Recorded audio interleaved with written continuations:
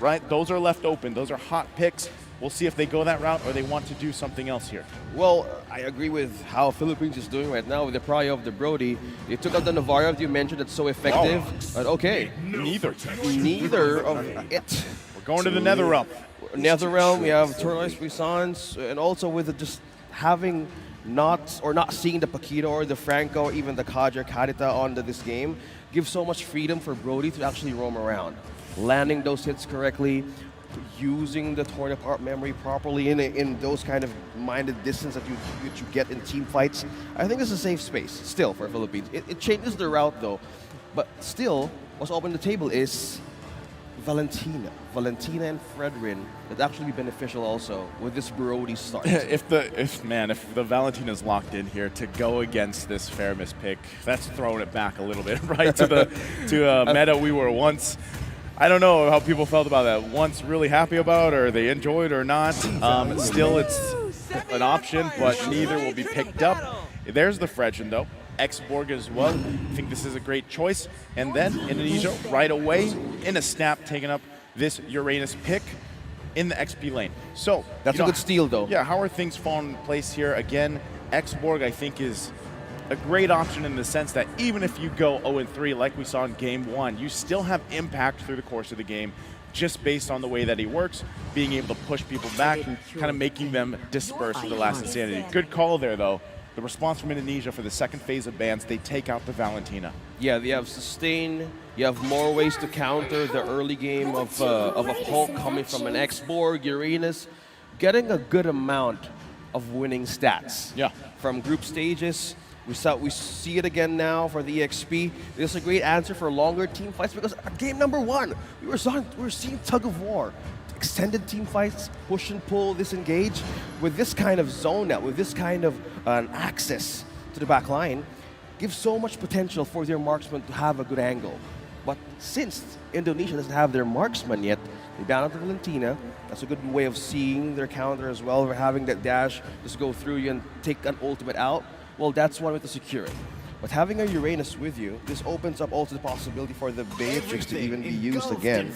Oh, good. Interesting, right? That's just respect there. Valier. Yeah. Regardless of how the Valier side of the game number 2 is still a problem, but just being a utility. It's almost a similar fashion, right? Like, even if you have a rough early game on Valier, it's just kind of annoying to deal with because like the whole game, you're like, all right, how do I dodge these fireballs? How do I not get stunned? You know, how do I find an entry point and not be pushed away to completely negate what we want to do, right? So solid last ban there from Indonesia. We'll see what the last one is here from the Philippines. But, you know, in a similar fashion, Indonesia, great that they have the Uranus. Might not be the most exciting hero, right? But what he does really well, aside from cutting waves even in the base, is the fact that he is just a unit, right? He will literally 1 versus 4 for the majority of the game, you know, until you can really handle that sustain. And then, you know, you try to follow up on it. And then, like you mentioned, you're really trying to extend some of these team fights, right? The Faramis is there for a reason. Use the Nether Realm. We've seen some clutch, game-changing Nether Realm ultimates from Faramis players, right? And that has something to say about why Indonesia wanted to take it up in the first phase. This is another pick that Melissa has performed pretty well. Up against a Brody, especially.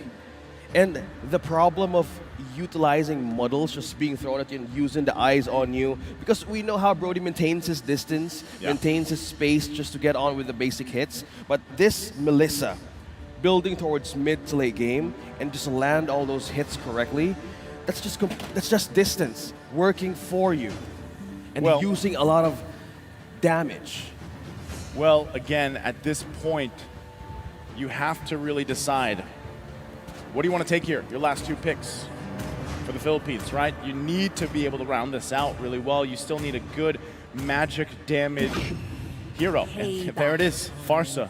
What a better, none other, actually, this really isn't a better way to do this. And this is interesting. This time, they draft the Minotaur. So, you know, this in a way, it's like, hey, we're going to give it a go and see if it makes this work. Because right now, Minotaur in the playoffs, he's 0-for-2. He really hasn't found success yet, but that doesn't say that this hero isn't great. It can be. We'll see if they have the follow-up. to do with this. Now, one thing that I like about the dynamic between these 4 heroes alone, aside from the Brody for the Philippines, is there's so much pressure, AoE-wise and space-wise, with the kits that they have. And then you're kind of just allowing Brody, right, to get the marks off, to get the torn apart memory off, hopefully. And that's where the pressure is. So, wow, here we go.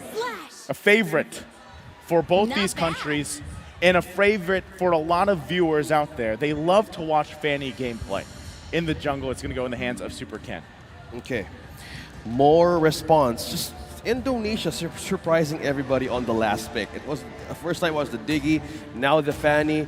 They had more ways of performing with this pick and having great coverage around him, as you mentioned. There's so much AoE. There's so much CC on Philippines that they actually make use of. So with this kind of way of disturbing all of the lanes, even their own camp has an advantage of damage just by having a great start early on. Okay, as these both teams have their compositions locked in, we'll have to see exactly, again, on the execution factor for both of them. We know that they can control the early game really well. We know they like to pressure these side lanes. We'll see if they can do it. It's game number 3. 1-1. Indonesia versus Philippines having the same point. As we dwell upon all those choices back in the draft, this is a greater choice now for Unigo. Having that Minoan Fury, having that knockup, as you mentioned, the space right now that they can do for team fights is so important. In game number 1, they were trying to look for an opportunity to make the perfect set, because at some points in this kind of lineup, when you're up against a Fanny, even a Melissa, you might want to penetrate from the back. Yeah, you have to focus on that, right? Again, when we talk about this Fanny pick alone, we talk about specifically high risk, high reward. You know, when we saw this even yesterday, we're like, man, okay, when you pick in a Fanny, for example, you're either playing in style. Well, no, that really you are just playing in style. You're trying to style and also snowball. Like, one of the big things about this pick alone, which we're going to see in a bit for Super Ken, is how fast can he set the momentum, right, for Indonesia here. If it's 1 or 2 kills on a jungler like Fanny, because this is a hyper-focused assassin, right?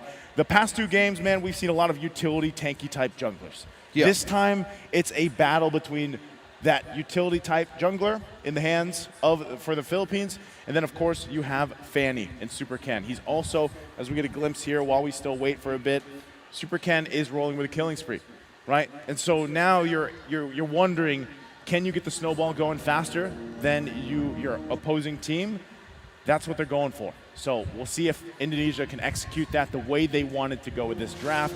It's super important that they really utilize it. Yeah, now early game. Okay, going back slowly onto this best of 5. It's game number 3. Philippines versus Indonesia. Having the same point. And then as we wait to get into the land of dawn, a lot of things can be speculated. A lot of things can be broken down. There we go. But how will the execution work though? Early game, we have level 3 onto Arcangel and Unigo. And Regatiano having the AD for the gold lane pushes a lot of pressure. Look at that. Oh, speaking of which. This is exactly what I was talking about. Super Ken looking for that first blood. Great defensive maneuvers. Vin could be in trouble now. Nowhere to escape. A couple hits away. Who's it going to? They give it to Arcangel on this Farsa. Solid pickup. Good response. Good follow-up though. Early game, they know that they need more great start with the waves and also getting at the items. But that was just 4 members trying to take down Vin. An amazing response, an amazing follow-up. That slows down more of the potential for, again, for the objective that can be taken, but he's still stuck on level 3 as of now. And as we get through this, right, this is the first turtle now up here. And with that first blood, it will help them a little bit. It's not going to change the course too much. Both teams still trying to get to level 4. This could, though. So Rizzo might be in trouble. Prazer's Wrath not going to find the kill there. Had to use the Consecrate. His ultimate's down now. Should be able to regen a little bit, but still, Philippines in control of this first turtle. Vin also making his way, not able to get that level 4 just yet. They're going to have to battle this out. Might just go in the hands of Philippines. Nowhere to be found. Super Ken, there it is, the retribution. Turtle secured here for Philippines early on. And it looks like they're gonna keep going. Vin gonna be in trouble, falls once again in the hands of Arcangel, gets the second kill. It was Super Ken trying to put the pressure on the purple buff, trading that objective possibly to take some resources, and that will not work for their favor. Good front line cover. Follow up from Unigo and wings by wings from Arcangel's trying a bit of a burst poke against Uranus and as well as the Baksha. Now looking by this progress right now on our screens, and even for the items, you have the Clock of Destiny present for Arcangel and as well as slowly building up for defense for the export. We have the Warrior Boots. So maintaining more of these lanes. Hold up. Oh. Sorizo. Up against three. Yeah, that's tough, right? Again, we did mention in the draft, he's going to be going 1 versus 3, but not there. That time it didn't work out for him. He needs a little bit more time to get a little tankier. This is crucial, though, man. Early on, we're just nearing the 4-minute mark, and when you have a Farsa this stacked 3-0 early on, it's tough to deal with because the burst potential comes way sooner. So now we'll see them fight it out, putting the pressure on the purple buff. They know how much Super Ken needs it here. They either want to force out the retribution or possibly steal this themselves. Everybody joining the fight at this point. They're going to go for it. Super Ken will fall. Cannon on the run. Sorizo was trying to get the kill, won't be able to get it, has to back off. It's getting tough here for Super Ken. Again, this is what you want to do when you pick a high assassin-based hero like Fanny. You want to be able to scale really quickly, fast. And it's not happening right now for Indonesia. Arcangel, with just having a small amount of health, good positioning and utilization of the Feather Airstrike aided a kill from Indonesia. Taking down Super Ken by just taking his own purple, pushed them in a corner to even respond for a defense. So that was a good way of pressuring them. As you mentioned, being dependent onto the purple buff is one thing that they can utilize against them. So we have the turtle up, and Philippines has more control here onto their own area. So Saison and Ecuadoriano, though, They just give it up. give it up as well. So Vin trying to see a potential for a retry battle, but no, he just taking some vision now. Yeah, Vin might be in trouble once again. This could be a third death, and it is. Recutiano picks up the kill here. And what you're seeing is just Indonesia trying to find some type of win. If that's just these buffs, if that's just these camps around the map, trading these objectives, it's what they have to do. At this early point in the game with this momentum-based lineup, their backs are against the wall, right? So in essence, Super Ken gets this orange buff here on the side of the Philippines. They might look for a moment, look for a play, but look where Saison is here. He's going for the purple buff. So they might clash here. The fight for it. Look at the pressure. Arcangel has to go out with the wings by wings. There's the feathered airstrike. Quite a bit of damage, though. Super Ken will fall. Can't get away with the cables. Unigo did fall as well. They finally get on the board here, but Sakin also went down. Off-camera kill here. 2 fall for Indonesia, plus the first turret of the game in the hands of the Philippines. Clearly, Philippines having a great start with the push and also with the takedown. Super Ken falling down again. 0-2-0. Having the Blade of Heptasis press on his first item actually denies the passive of the proc. The ambush, speaking of which, take that down. Super Ken has taken another, again, an objective and a kill for his own. Man, right now, like I said, you're kind of just scraping for what you can, you know, and with Super Ken getting that kill there, that is probably one of the better things that can happen to him at this point in the game. You know, he's losing some of these buffs, he's finding what he can, and so that's literally the response, right? Sorizo, once again, trying to go multiple members here, can't heal up enough, will fall in enemy territory. It's getting dicey there for Sorizo in that XP lane. Yeah. XP lane right now is getting more attention. So into its own lane of cannon right now, still holding his own defense with a stand of 8-2. Advantage of gold and economy is now with Philippines. Last turtle of the game, Indonesia would really want to contest this. They need that extra boost on the gold right now. He needs more items. They need more items for damage. Meanwhile, on down bottom, Cannon has his own immortality and just looking away just to take down this turret.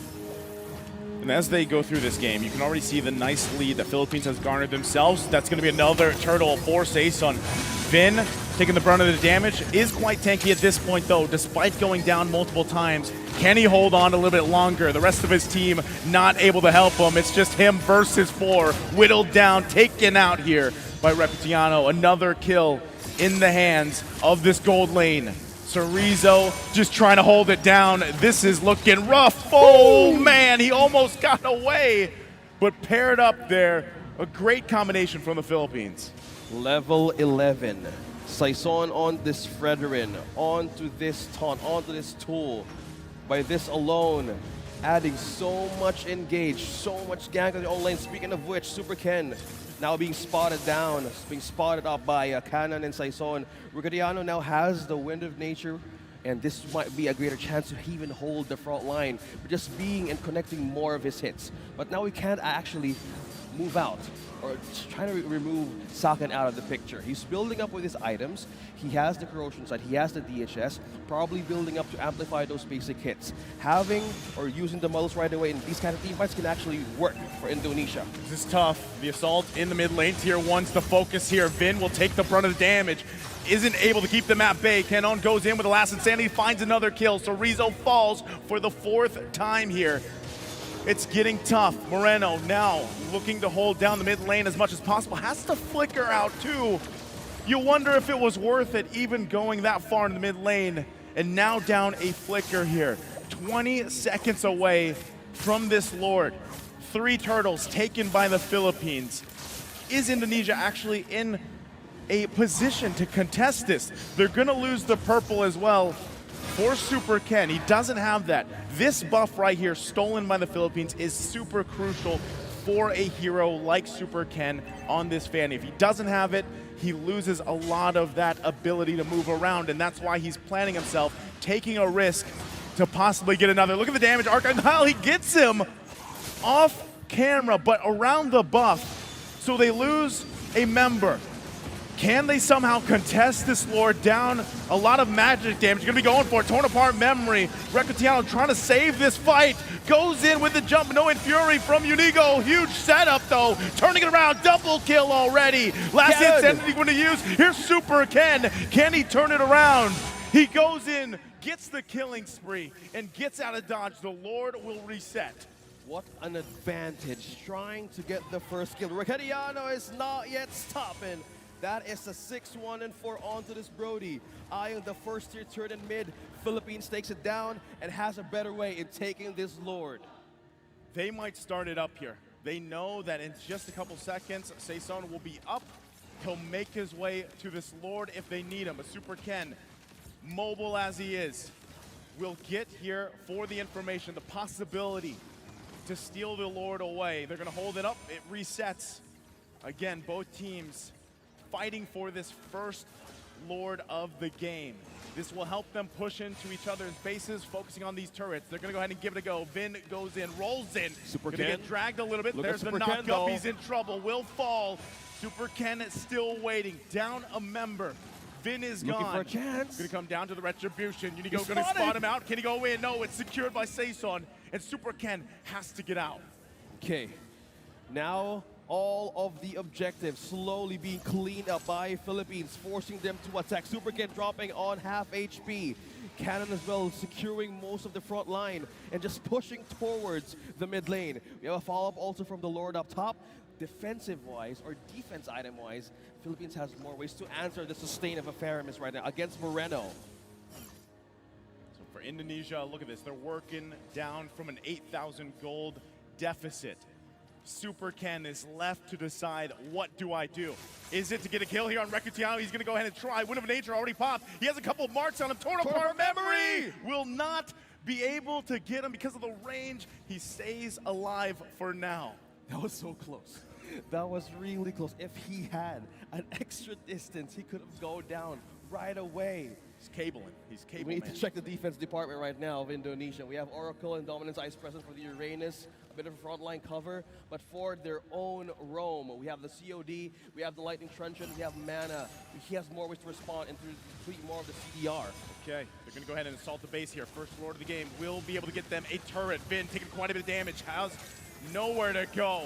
Will fall in the jungle. Last Insanity pushing them back. They'll be able to clear this Lord here. Can Superpen get a kill? Cannon. Can't. Cannon has the immortality. Still able to stay up as well. They're in trouble. So Rizzo, couple hits away. Will survive for now. Minoan Fury goes through. Netherrealm taken care of. Might be looking to end the game here. Super Ken trying to turn the tide of this fight. They lose the mid turret as well. Still looking for a kill. They push back the Philippines. They're playing with risk here. They have to turn this around. They're going to go in. Chorizo goes past the wall. Arcangel will fall, and they're still going. The Philippines might be in trouble here. Requitiano, Pop the Wind of Nature, looking for the kill. Can he get it? Sakin stays alive with the go away, and they hold on. But meanwhile, Chorizo 1 versus 4 will fall in the jungle. But Super Ken sweeps in, gets his buff. There was just fights all over, looking for a way to shut down 1 or 2 members out of these teams. Chorizo falling down, Vin falling down, looking just by the damage. They're capitalizing on Sakin to get those kills and items in by looking at those bursts coming from this Melissa. He has now the Golden Staff. He has more ways to utilize this Inspire. It's on cooldown, but it's so much effective. Being in the front line, Moreno, even by the presence of this Uranus, is a better way to buy more time and to throw models right away and use that I'm on you. I can see potential of a comeback here for Indonesia. If they keep holding this time, if they keep buying more time and find an avenue to go for a back line against Philippines, it's the answer for them to take a great fight up until this Lord is about to be taken. Now that both junglers focus on this area of the Lord here, you're going to see them get in position once again. Super Ken has to get the information he needs to really contest this, but keep an eye on the map. There's some pressure here that the Philippines wants to put on. Philippines does this. That's exactly what they go for. And now, as the Lord is still worked on here, held at half health, this is that Lord dance, like we like to call it. Both teams just holding it down. The purple buff is up. They know that Super Ken needs this. They have the information they need. They're going to make him try to either use the Retribution or get it. He uses the Retribution to secure the purple buff. They have the information, and Philippines will punish for that, taking the Lord here. It's up to Indonesia to defend against this Lord push. Good resource forced out. Super Ken, he needs that purple. He needs that important objective by being just the Fanny, the damage dealer, and also Sakin, you're being pressed on the team fights. They actually really want that, but that time around, it was just Philippines. They were diverting the attention, and they were just taking down the Lord. Now they're pushing in mid. And this is what it could come down to for Indonesia here. They've got to deal with this Lord. They got to deal with the minions. There's the CC coming through. Ken, he's in trouble. The pickup, that is huge for the Philippines as they assault the base here. Looking to take game number 3. Last Insanity pushing them back, and there's nothing that Indonesia can do. Down 2 members. They'll focus on the crystal here and take game number 3. Philippines is now having another chance. 2-1 against Indonesia. Match point. Match point for Team Philippines. It is best of 5.